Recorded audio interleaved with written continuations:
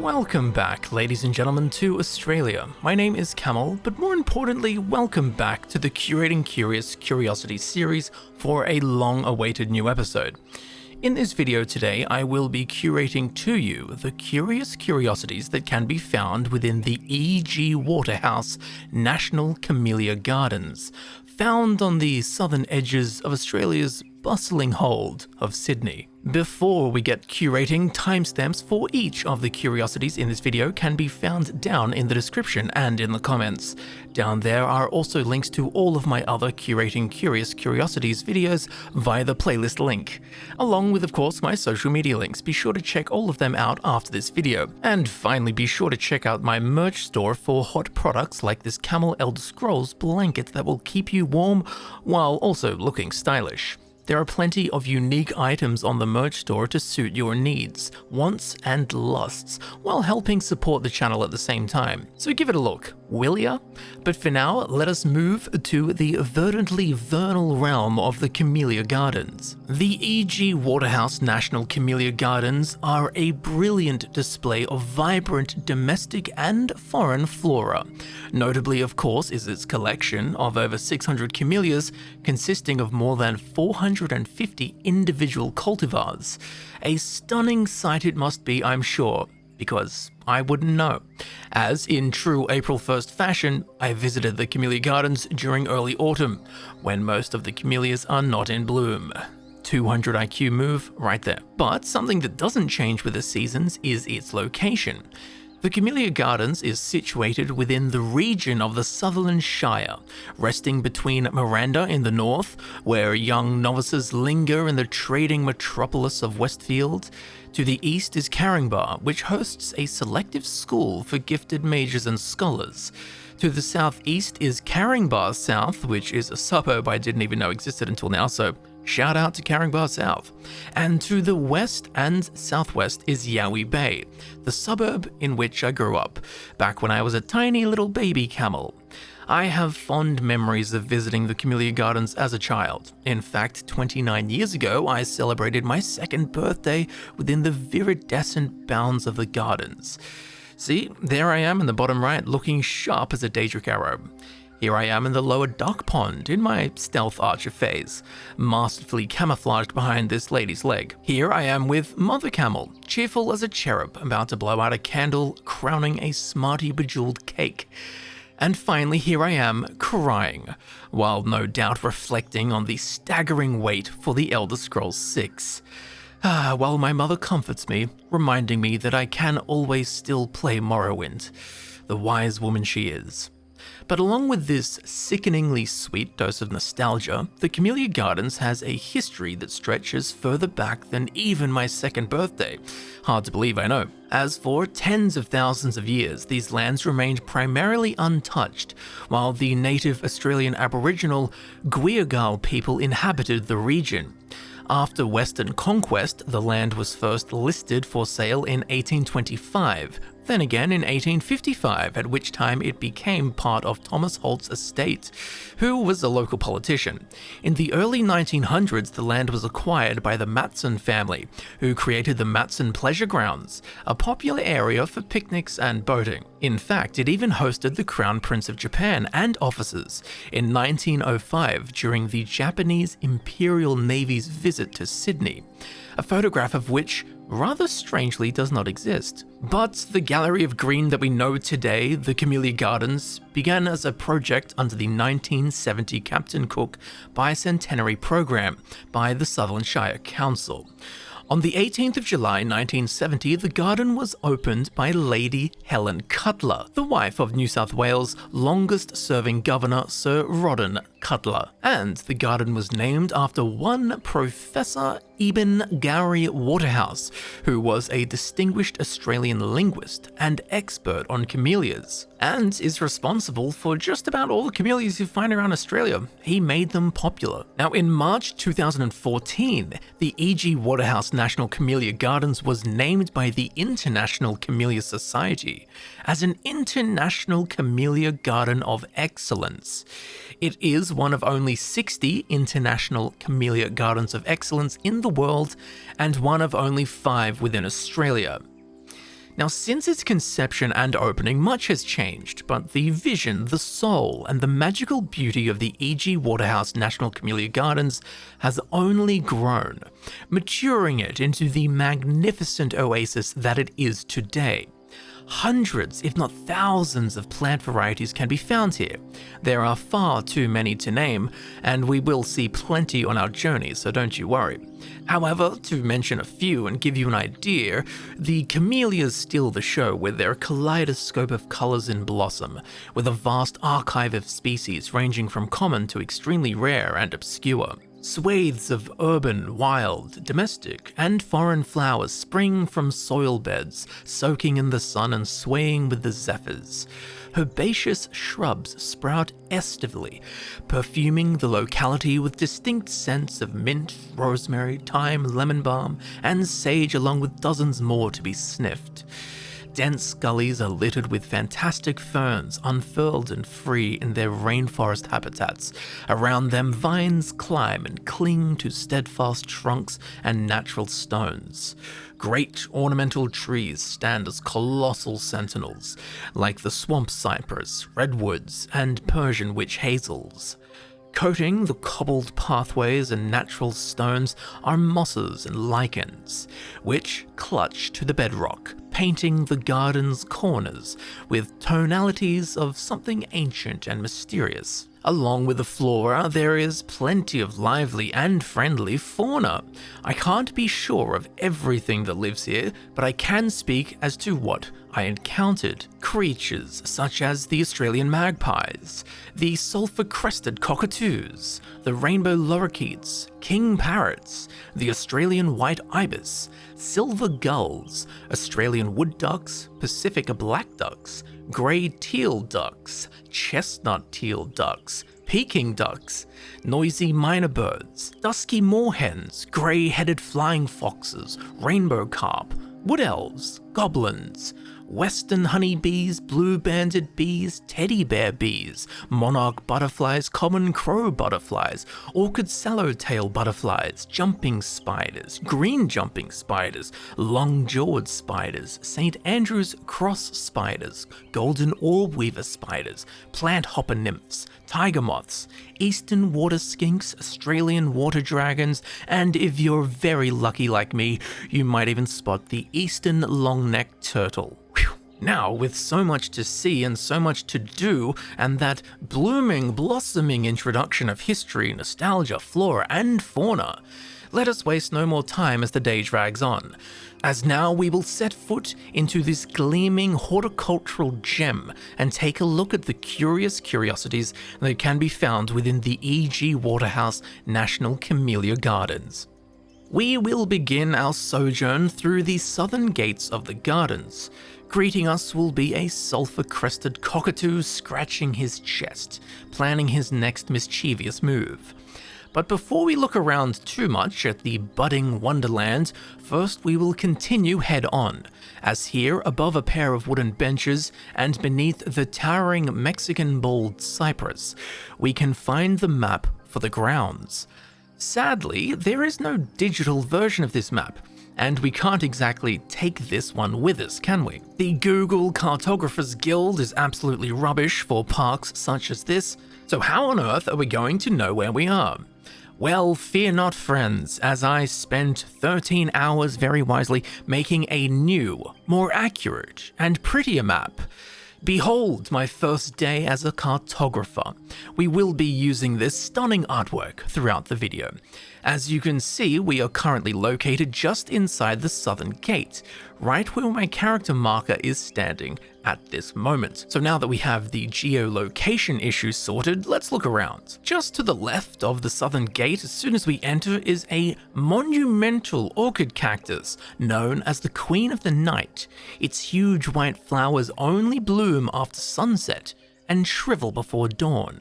Any daywalkers like us only ever get to witness the crimson buds that sleep. A shame in one sense, but this shrouds the plant in mystery and intrigue. Now across the way is an Australian white ibis standing on a bin. Naturally, this is of course where the Australian white ibis gets its colloquial title, the bin chicken. Now just behind the bin and its chicken, we can spot an indistinct cypress with bushels of Riesia splendens known as flaming swords. As when they flower, a tall and thin bright red flower will rise up and stand proud, just like a flaming sword. And while they aren't flowering, their rather unique tiger stripe pattern still makes them a pleasant sight. Across the lawn we can see ibis peck and duck's tread. Scattered secretly in the garden beds are stone bird baths. If we look up, we will see a cockatoo, up to no good as usual, snipping flowers off of the trees. And he nearly fell out of the tree himself before moving on to bite a magpie. Across the way, rising from the thick foliage of the northern side, we will be greeted by the stretching crone fingers of the Persian witch hazel. In its branches, a magpie watches keenly for any wriggling worms. But with it is a male king parrot. The females have green heads and were apparently not invited to this day out. I guess you could say that his bird isn't with him. But the male king parrot is beautiful all by himself anyway. Altogether, this entrance is a picturesque and lively welcoming. Now heading northeast, we will instantly be met by the Flower Walk. This can be found right here on the map where I'm currently standing. This strip is a stunning sea of ripe colors presented proudly by prismatic petals. As far as I can tell, this dazzling display is due to only cosmos and periwinkles, both of which come in a variety of tones and vibrant pigments, providing us with this abundant gazing palette, within which western honeybees can be found suckling cloying nectar from oozing stamens. If we gaze upwards momentarily, we'll be greeted by a grand sight, for these are not ripe fruits that hang, but instead a colony of grey-headed flying foxes, which are one of the largest bat species on Earth. But fear not, they are fruit bats and won't be coming after your blood or turning into a vampire lord once they land. Now, despite flying foxes being nocturnal, they sure do make a lot of noise during the day. In fact, at times it could be described as deafening. But if you're so lucky, you might just spot one going for a glide, stretching out its wingspan of over 1 meter. In fact, let's follow them. Let us head south towards the cauldron of bats. If we follow the path south, we'll make our way down to the jungle terrace, which can be found down here on the map where I'm currently located. This jungle terrace is quite large and has a lot to see. As we descend down the stairs, we'll see the walls are lined with a selection of bright bromeliad species. At the bottom, we'll be met by a thin yet wide paved plateau, with a railing running almost the entire length, providing a wonderful viewing platform for us, from which one can lean and inspect the verdant vista of Lower Carina Creek, across which lies the Palm Grove, that we will get to later on. Now, there was a turtle resting on this shoreline. Before I could immortalize this moment, a big fat family of obnoxious ograms scared it away. But they have been slain, and I will be collecting my bounty from the Jarl on the way out. Now, the keen-eyed among you may have spotted the Australian water dragon perched atop of a rock to the left. It's quite distant, I know, but we will be seeing a lot of these throughout our trip to the Camellia Gardens, so don't feel like you're missing out. Down below, scooting across the water surface, are several waddlings of varied duck species. Paddling right beneath me was a rather cute raft of grey-teal ducks. A dusky moorhen was zipping around with its big feet kicking through the black water. At the northwestern end of the terrace is a gazebo, before which are several wooden garden chairs.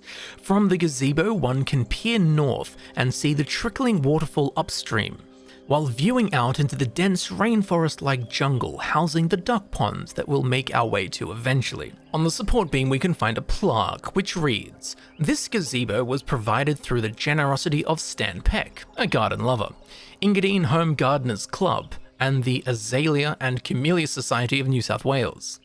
This commemorative plaque was unveiled by Councillor Doug McNeil, Shire President, on the 4th of November 1989. Oh, what a lovely gift for everyone to enjoy. Now, down by the stairs we can find a stone bird bath, with a cherub-like creature at its center. Hidden in the soggy, fallen leaves is a small plaque that reads, "The kiss of the sun for pardon, the song of the birds, for mirth we are closer to God in a garden than anywhere else on earth." Donated by Nita Crocker on the 6th of September 1986. Now, given the context here, we are to assume that the god they speak of is of course the Aedra Kinnereth, or perhaps it was written by a Bosmer and they speak of Ifri. Whichever god it is, they can't be that powerful or they'd wipe the birdmark off of the plaque. Now, south of this a few steps is a stone table and bench where one can sit peacefully and be pooped on by the bats and birds above while observing the wilderness around them.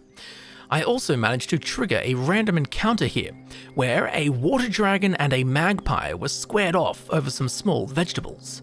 They both got their fill, but ultimately the magpie won the day as his friend turned up, and together they snipped and pecked at the lizard's ebon-tipped tail, which made it flee into the bushes. From here, if we follow the looping path around, on the top level there is a magnificent patch of flowering Bilbergia pyramidalis, commonly known as the Flaming Torch. And well, just looking at it we can see why.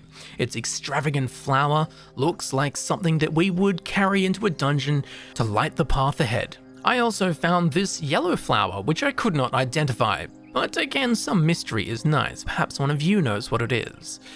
Now, the terrace area as a whole is tropically beautiful and provides a dense and almost overly lush ecosystem for travelers to indulge in. Just be wary of the falling bat droppings, and if you are a plaque, most certainly do not come down here, or a curator of curiosities will have to wipe bird poop off of you with his shoe. Now, heading back up to the top of the stairs and to the end of the flower walk, we'll find ourselves at the beginning of the wedding lawn. This can be found right here on the map where I'm currently located. It's worth noting that the wedding lawn wraps around to the west, believe it or not, where it says wedding lawn. But we're standing at the start, and starting from the start. Here we will be blessed yet again by another stunning garden bed, filled with yellow daylilies and colliers, and some other red flowers that I couldn't put my finger on. Now, you may have also noticed the water dragon resting lazily atop of the weathered lichen-cloaked rock. Whenever I visited, this little fella was always knocking around the wedding lawn somewhere. Now, at the entrance corner there is a large tree that no gardener or application could tell me the name of, so who knows what it is. But on its trunk we can find a couple of baby little staghorn ferns, just beginning their lives. Later on we will see some monsters. Now, pressing on, we'll begin our walk around the perfect lawn, past well-trimmed hedges, blooming flowers and verdant bushes. On the grass is our old lizard friend basking in the harsh yet warm rays of the Australian sun. There are also always a handful of magpies scurrying around, sifting through the vibrant grass looking for a snack. A short ways up on the northern edge we will spot a chair, which, upon a closer inspection, we will notice bears a plaque. I was very curious about this. I got the sun at just the right angle, only to realize that this bench is in fact here just for the meme. So we'll continue on down the wedding lawn where, would you believe it, people get wed, as it acts as a natural aisle. Rather interestingly though, at the very end of the wedding lawn, there is a secret hidden in the chaparral of tree philodendron and Swiss cheese monstera. A little nook where one would expect to find a treasure chest, but in this case it is a huge metal contraption. This here is actually the pump box that controls all of the water flow for all of the streams, pumps, fountains, waterfalls, and so on throughout the gardens. Save for, of course, Carina Creek, as that is naturally flowing water. Now, I do like that they cloaked it with a weak camouflage enchantment to hide it as best they could, so it's not the backdrop of every wedding photo. But looking around, we will see that lining the lawn's edges are thick arrays of shrubbery, no doubt provided by the knights who say, "Neh." Among this forest is another flowering, flaming torch, brilliant as ever, yet beginning to wither, above which clumps of hanging moss cling to lichen-spotted branches of a hibernating tree, bringing a truly wintry tone to this otherwise rather vernal wonderland. And speaking of sweet spring scents, we have our next curiosity, a location known as the Census Gardens. This can be found right here on the map where I am currently located in the southwestern corner of the Camellia Gardens. Here we have a rather large area to inspect, but firstly at the entrance we can find a plaque which reads, Census Gardens for the Visually Impaired and Handicapped, a project by the Rotary Club of Caringbah in conjunction with the Sutherland Shire Council, officially opened jointly by Keith Midson, Rotary Club President, and Doug McNeil, Sutherland Shire President, on some overgrown date 1990. So this is pretty neat, a garden designed to be enjoyed by the nose. It is littered with things like lemon balm, rosemary, mealy blue sage, sweet basil, tarragon, and I'm sure many more that I couldn't spot. Here we will spot sitting atop a chili plant what I believe to be a female common crow butterfly, which creates toxins so that if it is eaten, it will cause the bird to throw up. While not saving that single butterfly, that bird won't be eating any more common crow butterflies, therefore helping the species as a whole. Now just across the path from this cologne wafting greenery is a pomegranate tree, which we will have to resist plucking. But back to the main census garden, at its center there is a number of wooden benches for one to sit and sniff as they are overshadowed by the great shade cast by the mighty swamp cypress, which cloaks the area in its umbral embrace. High up in the swamp cypress branches, we can spot a juvenile sulfur-crested cockatoo who for many minutes was making a very strange kind of noise. It just went on and on, likely the cockatoo equivalent of throwing a tantrum. But down on the ground in the micro, lemon balm sprouts from cracks in the ancient sandstone slabs. Ivy-leafed toadflax spills over the walls like a waterfall, and sprigs of creeping wood sorrel spring in petite nooks. Combined with the mosses, it paints a true picture of how a friend of mine once described Australia. Nature competing against man, and it always seems to be a close call. Truer words are rarely uttered. Now on the eastern side of the census garden, there is a large bed consisting almost solely of coleus plants, with psychedelic patterns and color combinations brazen atop their leaves. Funnily, there is always a small tribe of magpies here, rustling through the undergrowth, upturning the soil in search of a wriggling worm to gobble. I watched them for quite a while, but never saw them succeed in their quest. But speaking of quests, let's push on with ours. Now just down the path to the west, we can find something rather interesting. This next spot is right here where I'm currently located, over in the midwest edge of the gardens. Firstly, there is a huge dawn redwood towering above all the other trees around, truly a sight to behold. Just down next to it is a tree I've always found fascinating, the Angophora costata, or smooth-barked Angophora, as it appears to bleed red blood, which renders the entire area around it a murder scene at first glance. Definitely a plant belonging to Sithis. As we can see, this fishbone fern below it is caked in thick red blood-like sap. Luckily for us though, the truth is much less macabre. But it's not so good for the tree, as if we follow the sanguineous trails of blood or sap upwards, eventually it will lead to a small hole. These are created by tiny little insects known as burrowers, who, surprise surprise, burrow into the tree trunk, tunneling out these holes that bleed sap. So if you ever are wandering the Australian bush and find a crime scene before you, just have a look up and check that it's not an Angophora before you get too stressed out. Now, hiding in plain sight on the tree trunk, we can also spot one of many species of the Australian jumping spider. They are small, funny little creatures with cute faces and fluffy little paddles, dotted in colours that they wave around as a mating dance. They're adorable, trust me. There is also some kind of strange pale green leafhopper nymph, rather like that odd insect that came and visited me while I was doing my taxes earlier on in the year. Shout out to anyone who remembers that from Instagram. Now these things are interesting, as if you touch one of those antennae, it will hop all the way to Akavir in one jump.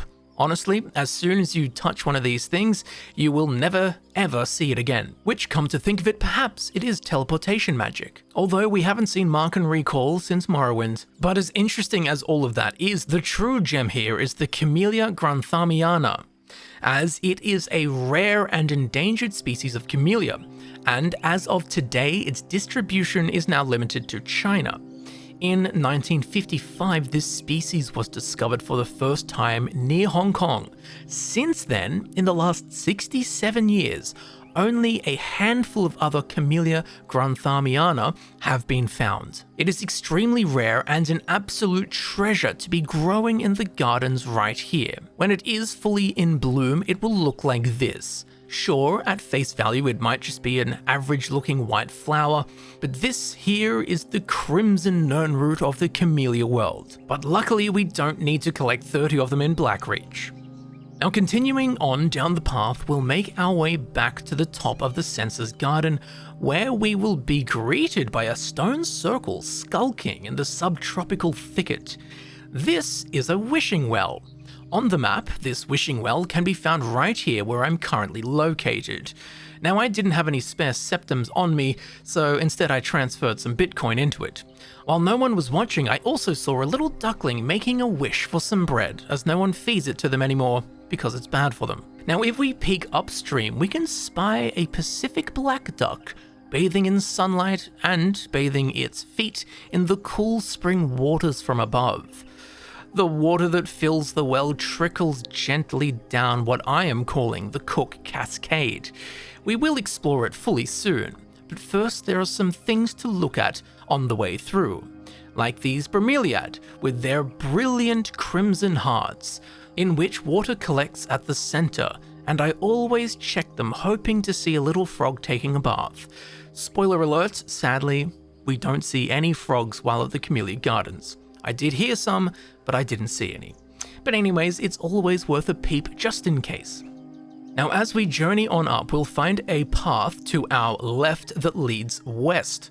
Along the natural stone wall is a number of ferns, partnered with a thick carpeting of viridian moss. Now atop the ledge is a rather long, curved stone bench, which is cool all in and of itself, but something caught my eye that had me confused for days. On the map, this can be found right here, where I'm currently located. Now, if we take a good look at it, we will notice that chiseled into the eastern corner is the flag of South Korea. Now, I asked around, I asked the gardeners, I asked the staff in the Jade Teahouse, I googled, I researched, I called the local council, and no one had an answer for this. For days I pondered, why on earth is this here? Until that fateful afternoon, in which Mother Camel visited me in the Camellia Gardens, granting me access to her encyclopedic knowledge of everything in the natural world, who, when I brought up the strange mysterious Korean symbol, she responded with, "Why don't you just read the plaque under it?" Plaque? What plaque? Where's there a plaque? But sure enough, hidden about an inch off the ground, covered by ferns and moss, there is a plaque sitting right here on one of the stone legs, truly out of sight. Now this reads, donated by the Korea and Australia Association Seoul, 1979. It's not insanely satisfying, but it is a simple and sensical explanation, which is usually the truth of everything. And I must say that, it's quite the gift. This wouldn't have been cheap or easy to install. It's going to be one hell of a present to follow up on. I guess you could say they've really set the benchmark. Now sitting here is quite tranquil, as you can envelop yourself wholly in the heavy moist air. Each breath smells of moss, earth and kine. Looking outwards, we will actually spot a large cluster of rock lily, which in the spring would look just about as lovely as housecarl Lydia. But of course it is autumn, so we'll just have to use our imaginations, or just come visit again in the latter half of the year. For now, however, we must push on to the Cook Cascade. On the map, this can be found right here where my character is currently located. It is this entire blue strip running from north to south. It is a soulfully pleasant babbling brook. What feel like ancient arcane moss-cloaked stones, carve a path for the gentle stream to casually run its course down the many small tiers of the cascade. The sunlight pierces the veil of fern and frond where it can, breaking through enough to light the way, but not too much as to unmask the shady zen of this oasis. Pacific black ducks soak in the tranquility and dream of bread. A strange yet warm sense of natural magic lingers in the air like pollen in the spring. We can't quite see it, but we know it's there and we can feel it tickle. Off to the western side of the steps is another smooth-barked Angophora, bleeding all over the place as to be expected. On the cascade side, there is this great lumbering Australian tree fern, which has reached critical mass. Its structure can no longer bear its own weight. Luckily though, Australia has Medicare, so the tree has been provided with a crutch fashioned from a branch to ensure that it may remain standing. Above which, in the branches of an umbrella tree, 3 cockatoos can be spotted, up to their usual tomfoolery. They are little rascals, but you've gotta love them. We'll take one last look down the cascade before we move on. For now, we need to move north to the source of the Cook Cascade. On the map, we're going to be right here, where I am currently located. Here, we will find a small plaque next to which is an opening in the ferns. Cradled within the void is a spring, the beginning of the Cook Cascade. Now this plaque reads, Elizabeth Cook Memorial Fountain, switched on February 27, 1971 by Councillor Mrs. J. M. Manuel, Deputy Shire President, on behalf of Shire Women's Organisation as a tribute to the wife of Captain James Cook. Interestingly, this is the only memorial in the world dedicated to Elizabeth Cook. And as much of a fun fact as that is, my attention has been stolen by this little fella sunbaking on top of the stone. This is an eastern water skink. Its short stumpy tail is because it's only halfway through regrowing, as skinks drop their tails when they feel threatened. Their tails then wriggle around and distract the predators while the skink makes a run for it.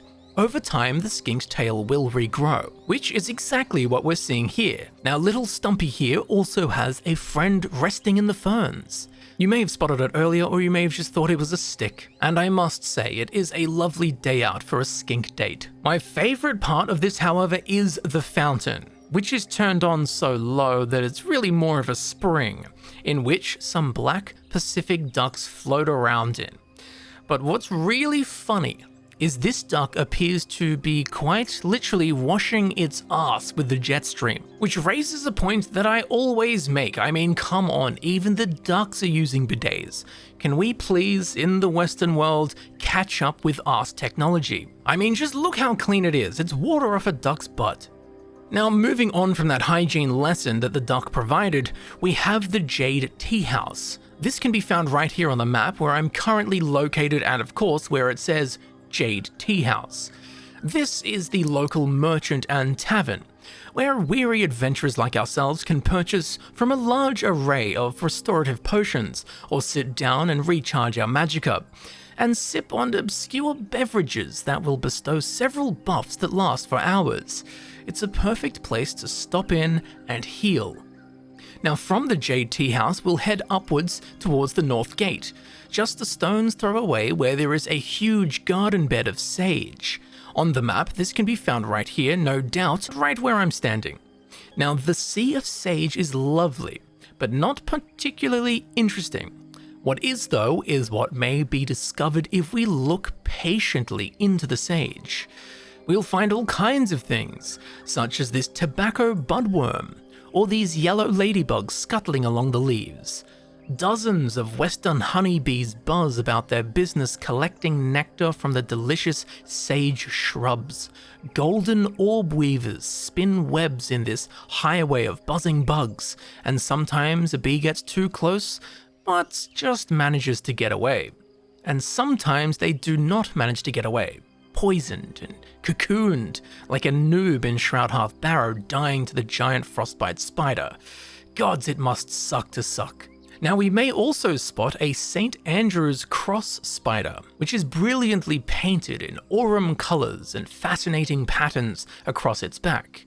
Now these spiders get their name as normally in the centre of their web is a big, white, thick web cross. But this particular arachnid appears to have missed the memo, although we can see the corner of a cross in the bottom right-hand side of the middle of the web just under its front feet. Now as cool as all of that is, the true curiosity in the sage is this little fella, an Australian native, the blue-banded bee, named so as they have very light blue stripes on their butts. Now I will say they did prove very difficult to capture, as they move very quickly and at sharp sudden angles, usually landing for no more than a fraction of a second. Nevertheless, a special sight to be sure, and one I had not previously been lucky enough to witness, so I am chuffed to share it with you. And now it's rubbing its backside, lovely. Now moving on, and just to the western side of the path, we have several things to inspect, all of which can be found in this round garden, where I am currently located. In the bed of the garden, we can find a small plaque which reads, "The noblest thing a man can do," someone once said, "is to plant a tree which one day will give shade to someone he will never know," by an unknown Persian poet. A heartwarming quote, and I believe it is primarily a metaphor, but someone took it very literally, as next to the plaque, towering above us, is this tree that I could not identify, but I've definitely seen before. It might be an elder gleam, it might be a hist, who knows. Regardless of its species, it is providing a decent amount of shade, and it was planted by someone I do not know, so the quote of the Persian poet has fulfilled itself. Now around its trunk are several wooden benches for one to enjoy the shade provided by the unknown tree planted by the noble man. In the corner there is a stone bird bath, although its depth seems shallow to a point in which it is rendered useless. It's like having a two-dimensional drinking mug. And within the bounds of this garden are also 3 camellias with historical notes. But, annoyingly, given the plants are not labelled and the camellias are not in blossom, sadly I can't distinguish one from the other. So a little shred of mystery will have to remain here. Firstly, there is a Great Eastern Camellia japonica, which will look like this when it does flower.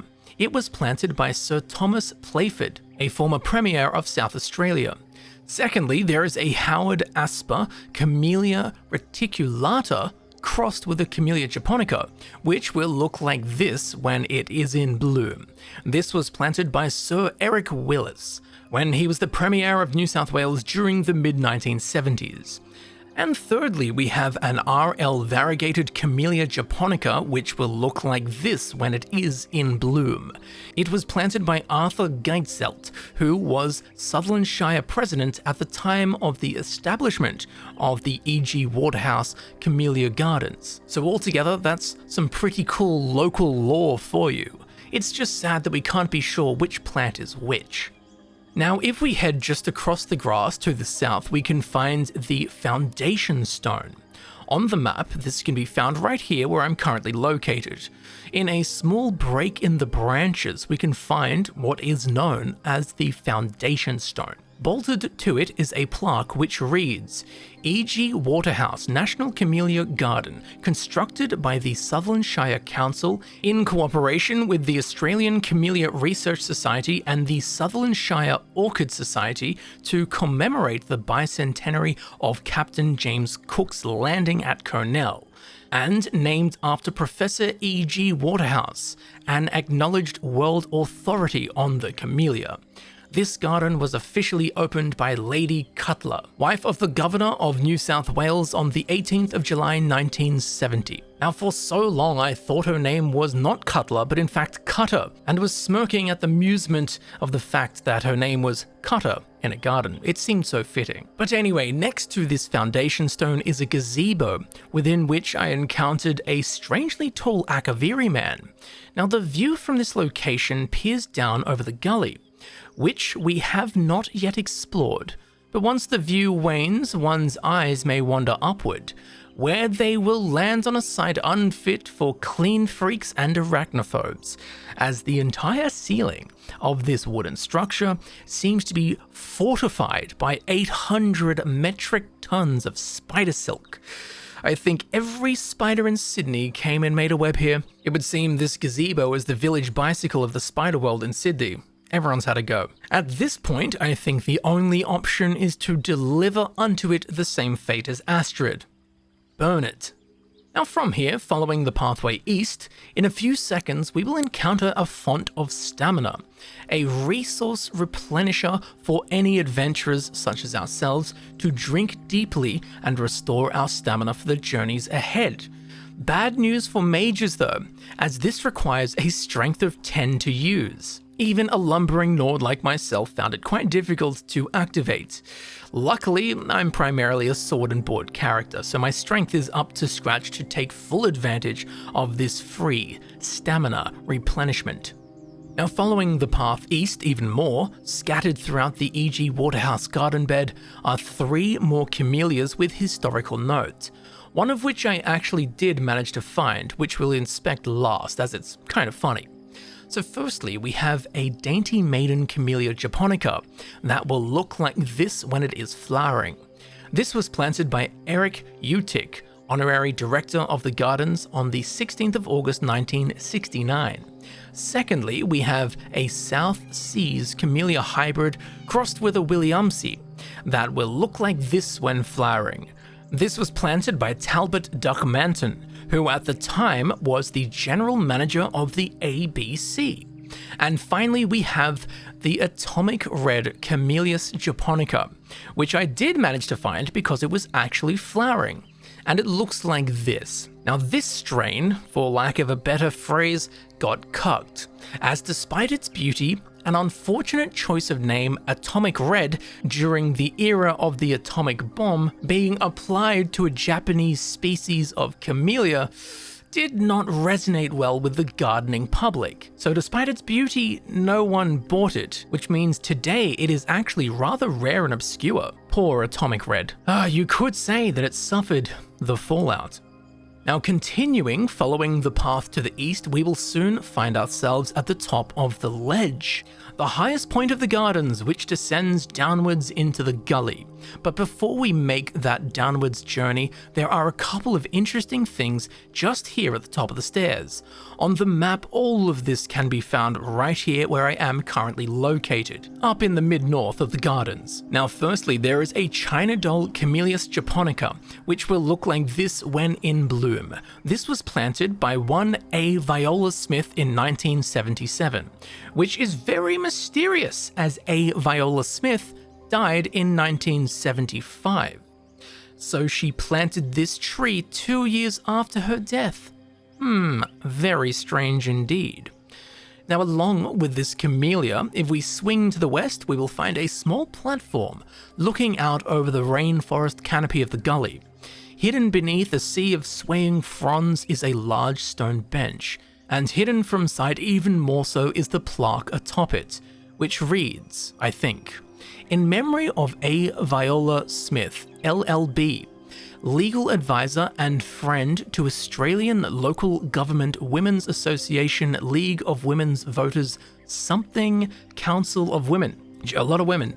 April 2nd, 1977. So it would seem that A. Viola Smith was quite the strong, independent woman, so strong in fact that she could plant a tree 2 years after her death.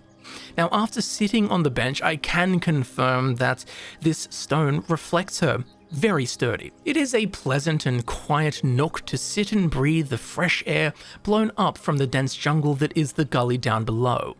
But before we head down there, I encountered something rather exciting, as just back out on the path, amongst some candlestick plants, I spotted a bee, a very rare bee. This big bumbling bug is the Amygdala bombiformis, otherwise known as the teddy bear bee. It is about double the size of your average bee, it's rotund and fuzzy, it seems so silly, but by the 9 divines does it move quickly. And it moves more often than the Starfield release date, which made it very difficult to capture. These teddy bear bees are quite rare to see, as they do not live in colonies, nor do they have hives. They enjoy the single-player experience, they run solo, and at night they burrow into the ground. Now I thought this was rather special as I didn't even know this type of bee existed, so I posted it on a native bee forum, and the bee people were very excited by this teddy bear bee sighting. So, as far as bees go, it turns out that this bee is an A. And now that we've had that warm fuzzy sighting, we can finally make our way down the stairs at the top of the ledge that lead down into the gully. Now the gully, while beautiful, with strange ferns and occult shrubs and vines twisting and unfurling in the dark reaches of the shadowed gully, there isn't really anything inherently curious in here.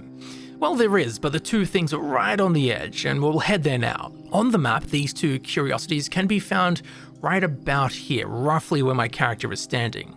Firstly, we have a Daehanhong Camellia reticulata.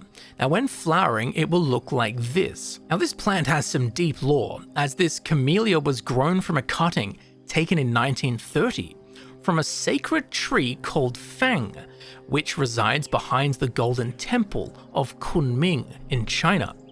So this particular camellia is most certainly magical and could possibly be an eldergleam tree. Only time will tell, I guess. But as cool as that is, secondly, believe it or not, I like this one better, as we have an 18 Scholars Camellia japonica. It was brought to the US from Taiwan by collector Ralph Peer in 1955, but it does have an even earlier history in China.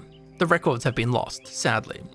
But along with its antiquity, in 1970 it was planted in the garden by none other than Bob Hawke, who later went on to become the Prime Minister of Australia. Now, if you're not from the land down under, you probably don't know who he is. Well, in true Australian fashion, the leader of our country, Bob Hawke, was not just the Prime Minister, but he was also, at the same time, the Guinness World Record holder for speed drinking a yard glass of beer.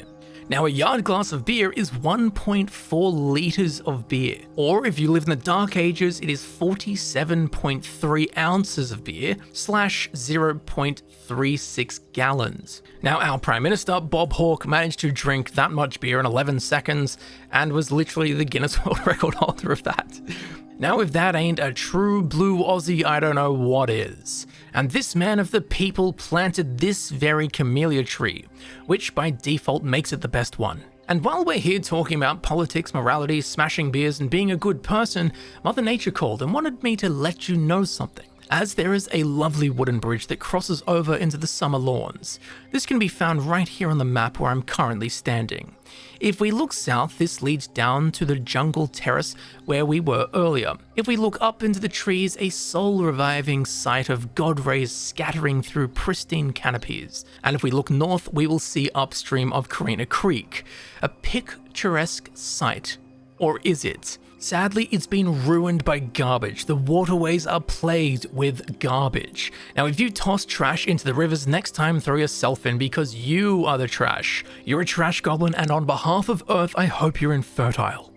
Now, on that cheery note, moving on merrily, we will exit the subtropical ecosystem of the gully in the north and come out into a more open summer-like garden. There is much to see here, but firstly, over to the right is a true monster, a beast of mythical proportions. On the map, this can be found right here where I'm currently located. As we turn the corner, we will see a giant Staghorn fern. The sheer scale of this plant I still find staggering, or staghornering. Now, if you're unfamiliar with this plant, your average staghorn is maybe like 3 to 4 feet from top to bottom. Well, this one is the Giga Chad version. I'm about 6 feet tall, and I'm looking up at the underside of not even its tallest shoots. From the top to the bottom, it has to be between 7 and 9 feet. It is absolutely humongous. I might sound over-enthused about this fern, but imagine seeing a dog that was the size of a horse, or a daisy the size of your head. You too would point it out with your jaw dropped. Well, this is the fern version of that. Truly a spectacle, never to be fern-gotten. Now, following Carina Creek downstream a little, we will encounter some very personable black Pacific ducks, zipping through the water, gobbling up the small handfuls of vegetables they were gifted.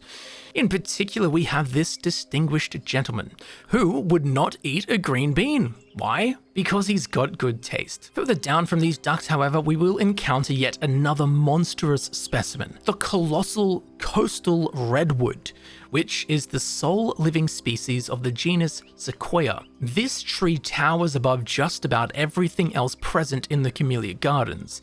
It is a true titan of timber. Now, back up to the north side of the stairs we came down from, we will spot a huge birdhouse. On the map, this can be found right here where I'm currently located.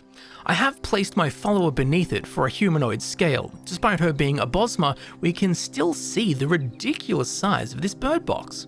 I do believe that this bird box has a larger floor area than anything 1 million septums could buy you in the city of Sydney. It just makes you wonder, what the hell kind of bird did they make this for? A phoenix? A cliff racer? The mythical Egyptian roc? A dragon, perhaps? Maybe the Norse Nidhogg? I don't know, and I suppose we will never know, as I do not plan on hanging around to find out what kind of dinosaur lives in this thing. Now, just next to this avian chateau, we will spot a tiny alcove resting in the shade. On the map, this can be found right here, where my character is now standing, which is next to where my character was previously standing. As we make our approach, we will see there is a small stone bench standing here. Atop it is a plaque which reads, "In memory of Janet Waterhouse, Foundation President, 1959, Ikebana International Sydney Chapter." So this bench is dedicated to Mrs. Waterhouse, also a Camellia lover and of course the wife of Professor E.G. Waterhouse, the bloke the Camellia Gardens is named after. And I must say, while at first glances the stone bench is quite humble, once you sit down it truly is a beautiful spot to rest one's legs and just look out and soak in the playful and peaceful nature that surrounds us. Now from here we will cross the bridge south. Over Carina Creek we will spot a little baby water dragon who sadly was scared off by the ducks. No matter beyond the bridge we will encounter the Rose Gardens. On the map, these can be found right here where I'm currently located. A woven vine archway greets us as we approach the Valentine bed, which is encircled by a well-kept hedge. Fair warning though, once you arrive here, you will be swamped by ducks and other birds, as this seems to be a common feeding ground for them. So you might just have to give the old hand-to-hand combat skill a dust-off. Now, once through the archway, we can find some scout ducks searching for bread. At the center of the entrance, we can see 2 plaques encased beyond hedge and wire fence. These read, "The roses in this garden have been donated by Caringbah Garden Club," and "In memory of Ray William Thorburn, former Shire President and federal member for Cook, whose life was dedicated to service to the community, 1986. And while roses do bloom in summer, and despite it not being summer any longer, many of the varying roses still made an appearance just for us, just because we're special like that. Or more because I looked at the weather and picked the hottest day to go. And while it is beautiful, yes, I personally enjoy the wilder sections of the Camellia Gardens, as a rose bed just seems a bit outdated, antiquated, even quotidian for my tastes. Now, just outside the entrance to the Rose Gardens, we can find a gnarled tree, looking like something from mythology. This is a weeping mulberry tree, a strange, twisted specimen, and for some reason, the Australian white ibis love to stand atop it in trios, which does look rather professorial. Are we witnessing the true ancient definition of augury? Such a sight naturally fills one with a lingering sense of unease yet wonder. It's reminding me of those 3 vultures from the Jungle Book. The sight just oozes bad juju. It's like a painting of the words of some cackling crone. When I'm as white as snow, stand as three atop the weeping mulberry tree, you will have to kiss me. No! Something vaguely along those lines. But moving on from that cursed image, for this next curiosity, we have yet another font of stamina. On the map, this one can be found right here where I'm currently standing, just to the west of the Rose Gardens. Here we have a smaller type of stamina font, where we can restore our green stuff, our stamina. Unlike the previous one though, this one requires only a strength of 1 to activate, which makes it accessible even to the weakest pen-pushing poets from the Bard's College. But regardless of your strength, it's here and worth a stop along the way. And following the garden's edge southward a little, we will soon encounter another watery curiosity. On the map, this can be found right here where I'm currently standing. Here is a bird bath, which actually has some water in it for once.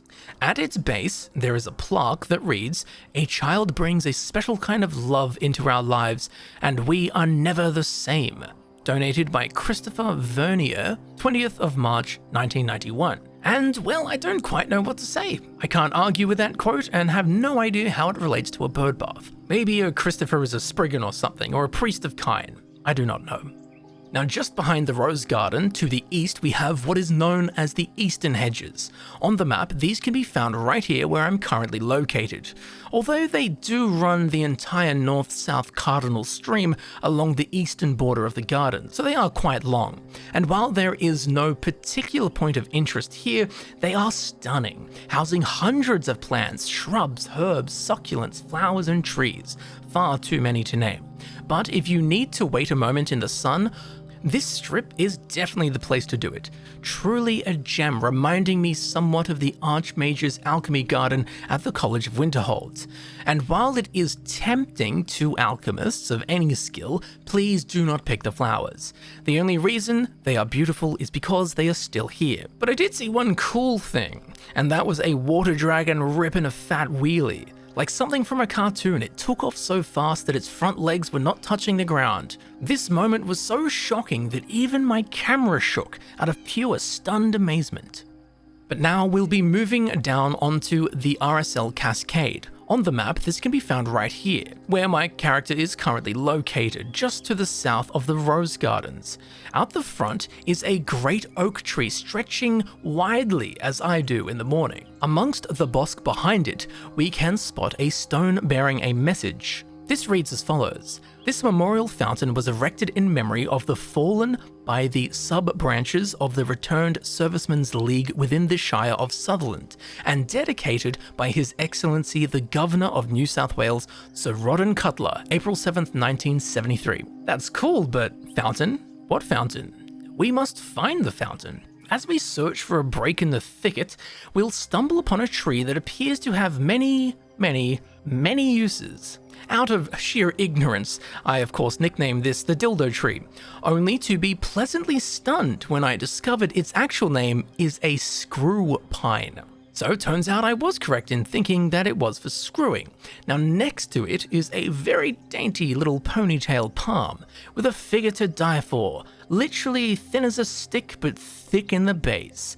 And while I was rummaging around this explicit garden, I also spotted a bright green jumping spider. The exact species I am unsure of, but how cute is this little bloke? He must be level 1, because he's green. He is, however, under threat, as this big long boy, a Tetragonatha nittens long-jawed spider, was skulking around, sneaking up on the underside of the leaf, with its lanky, spindly legs fondling creepily for purchase. Luckily, our pale green friend came to no harm as I drove a flaming sword through the heart of the old Tetragonatha, just like that cockroach I killed on stream a couple of weeks ago. The former is untrue, the latter is true. Check my clips on Twitch. Now above this, there is a camellia beginning to flower. Amongst its foliage, I spotted a leaf-curling spider, which, as the name suggests, spins a web, as per usual, but then they carry a leaf into their web and fashion it into a little house for themselves. 200 IQ, really. It's the spider equivalent of those people that take camping chairs to wait in the lines for midnight releases. Now, eventually I was able to locate the entrance that allows us to penetrate the firth and grant us access in to see the RSL Cascade. A small paved landing opens up to the magical sight of a gnarled tree creeping out like frozen lightning above the water's surface. Through the branches, we will spot a flagpole. Flapping in the wind is the Australian flag, of course in memory of those fallen servicemen, lest we forget. It's a fittingly tranquil nook to rest and reflect. During the summertime, one will be lucky enough to see a rather rare stream lily flowering along the edges of the pond. Unfortunately, we are here out of season, which means that, oh no, we'll just have to come back here. What a tragedy. Now, you may just recall that there was a fountain mentioned. Well, it turns out that the fountain was too powerful and kept clogging various bits and pieces as it blasted the silt from the bedrock. A decade after its installation, it was replaced with a much gentler cascade, which I personally find much more appropriate for a place of somber introspection. Now, at the center of the tarn, however, we can actually see the stony, overgrown remains of what was once the turgid fountain, below which a dusky moorhen, a chestnut teal, and Pacific black duck paddle through the clear, calm waters, which then cascade down into the duck ponds, one of my favorite spots in the Camellia Gardens. So we'll head there now. On the map, it can be found right here, where it says duck ponds. Boom, mind blown. Now, this area is quite large and consists of 2 ponds, both of which are bustling with life. The outer perimeters are caked in thick vegetation, viridescent and vivid. Bulwarks of ferns and tropical wonders enfortress the oasis within.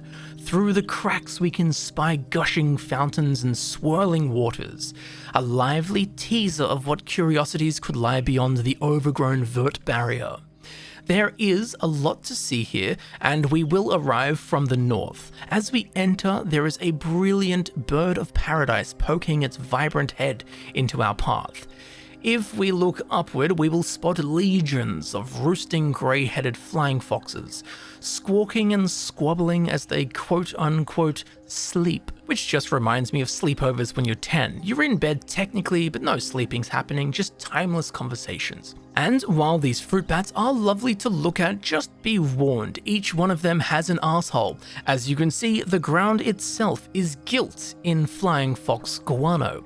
So keep one eye skyward to avoid a toppling blob of the fruit bat brown jam. Or you might just end up like this fallen king, a huge male water dragon, proud and ruler of this realm. But all these accolades seem to evaporate as he struts around with a bat poo on his leg. So try and avoid being like this guy.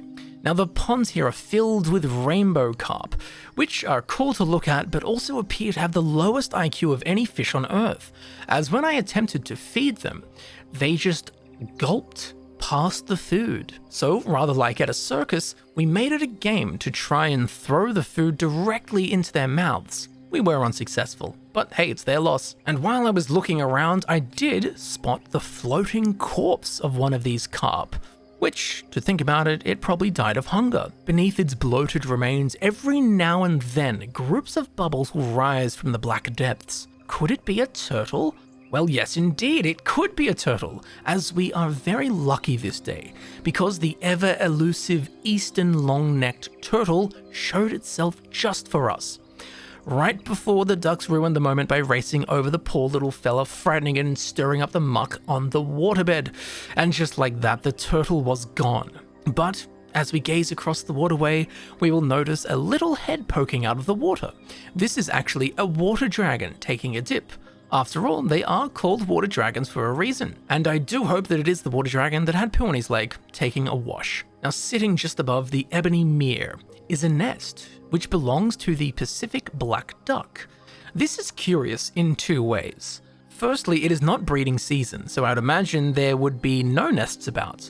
But secondly, there are hundreds of black Pacific ducks here, and only 1 nest. Surely there should be no nests at all, or hundreds of nests. But just 1? Strange.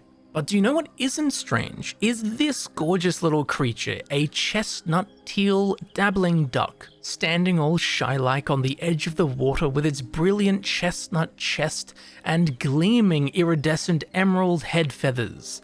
What an absolute cutie. But leaving our new friend and following the pathway southward, we will soon cross a bridge, beneath which the waters of the duck ponds cascade down to the southern stretches of Carina Creek, all the way down to the jungled terrace which we can spy through the dense coppice. Further onward, at the very southern end of the pathway, it will begin to circle around, and we will find ourselves presented with a stunning view all the way up the duck ponds. Behind us, carved into the dense chaparral, we can find a large stone with a plaque next to a bench, above which the light bounces off the water surface, refracting hypnotic patterns on the leafy ceiling above. If we inspect this more closely, we will see that the plaque reads, Apex Club of Caringbah, the first 5 stone seats in the gardens were donated for your comfort and pleasure by the Apex Club of Caringbah in conjunction with the National Camellia Garden, the 22nd of May, 1977. Well, here on this very stone bench we may sit atop it and gaze out across the duck pond's full length and enjoy the mesmerizing sights of ducks of all shapes and sizes, zigging and zagging, scooting and darting, paddling and ducking, as they are so named.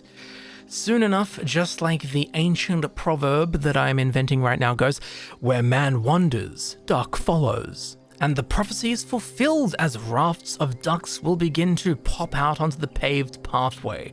Just like we humans, the juveniles will wrestle showing off to the guests. But they're used to it, it's water off a duck's back really. And to be frank, the adults don't really act much different, as they charge barreling through and bouncing off these poor dusky moor hens.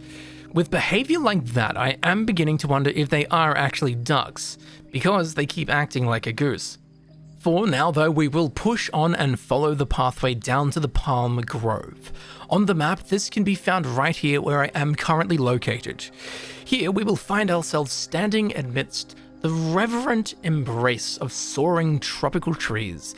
The sun's rays brush through small gaps in the green. The subtle apricity warms us comfortingly, yet the heavy jungle air keeps us cool and collected. Even the hanging flying foxes seem to find some susurrus peace here. On the western side we can find the water ramp, where the many ducks can waddle in and out of the water with ease as they please. If we peek below the gate preventing entrance any further to we humans, we will see a team of grey teal, ruffling through their feathers, removing mites and the like. Next to them is a water dragon, lying lazily in the rich afternoon sunbeams. To our right, a magpie sits, singing its song, seeming wise and steadfast, like one of Odin's ravens. In the bush before him, we will spot some native miners, sharing the fleeting roost with another magpie. The surrounding sights are breathtaking to be sure. No font of stamina is required here, as the air itself is restorative to the spirit. But for now, we must leave the Palm Grove. As for our next curiosity, we will be heading to the Apex Gardens. On the map, this can be found just down here in the southeastern corner of the gardens. Swinging to the right, we will find ourselves on a sunny lawn, where fragrant flowers have brought out all kinds of life. We can spot a magnificent monarch or wanderer butterfly, flitting through the mellow air. We can also spy an orchid sallow-tailed butterfly, dangling from a flower as it drinks deep on nectar. This poor fella seems to be missing half his tail. Maybe one of the water dragons took a little chomp, as down below, water dragons run back and forth, snatching up bugs oblivious enough to make their way to the ground. Ibis stride up and down looking for a bin to mount.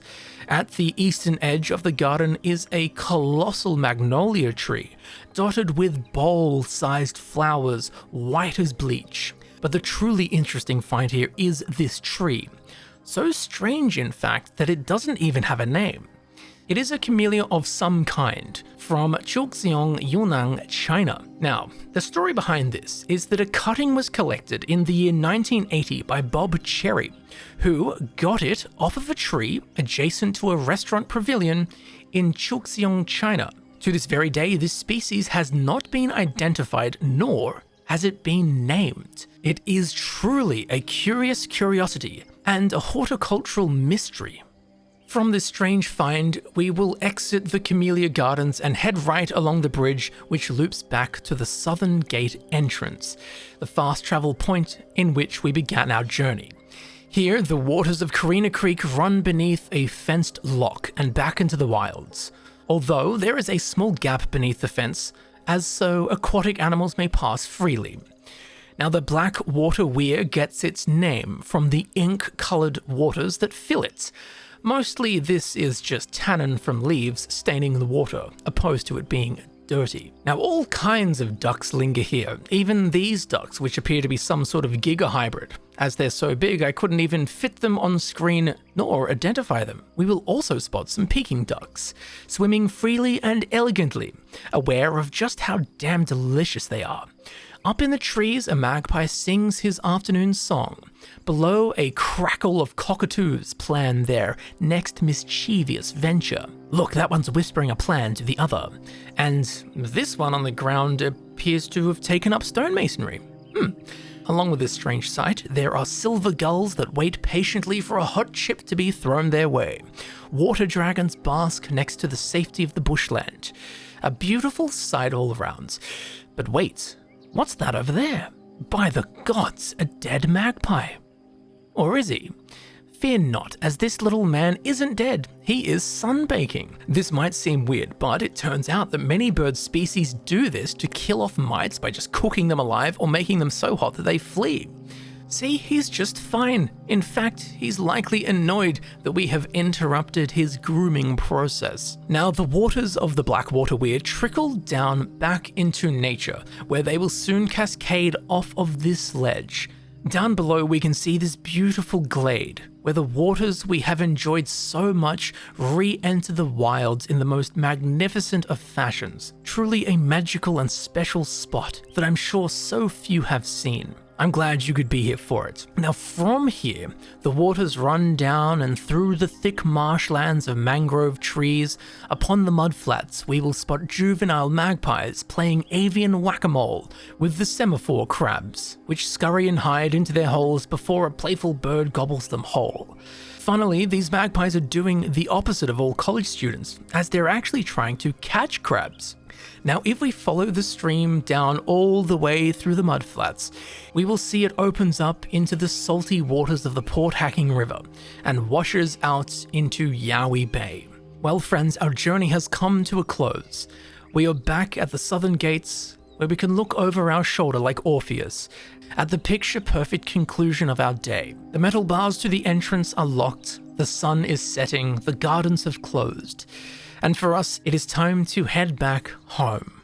Thank you very much for watching. I've been Camel, and I do hope you have thoroughly enjoyed this episode of Curating Curious Curiosities. For the beautiful Eden of Sydney, the E.G. Waterhouse National Camellia Gardens. While this was in conjunction with April Fools, I hope you enjoyed it thoroughly anyway. If you did enjoy this video and you would like to see more of these types of videos, please consider subscribing.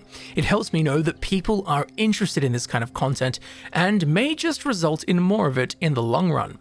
And if you do enjoy these CCC videos, please feel free to check out the playlist links in the description. These will lead you directly to the Curating Curious Curiosities videos that I have already done. If you did learn something new in this video, please leave a like and let me know what it was. I'd appreciate that greatly. If you have any theories, backstories, explanations, corrections, plants or animal identifications, or any information regarding any of the curiosities, please leave a comment down below. I am very interested in hearing about your conclusions for some of these ever so wonderful and curious finds within the Camellia Gardens. The community's collective mind power will be much greater than my own alone, so hopefully together we can paint the whole picture for these curious curiosities. If you did enjoy this real-life CCC video, I am open to suggestions for other locations to cover in future. Now, down in the description, you can find links to all of my social media. Be sure to follow me on Instagram, Twitter, and jump on over to Twitch and come hang out. Along with, of course, my brand new aforementioned merch store with a ton of widely ranged pieces.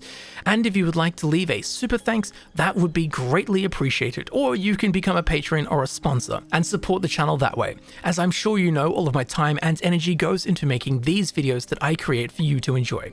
So your support is most genuinely appreciated and welcomed in any and all forms. So thank you very much for watching. Thank you very much for supporting the channel. I've been Camel, and I will see you shortly in the next video. I will see you there soon.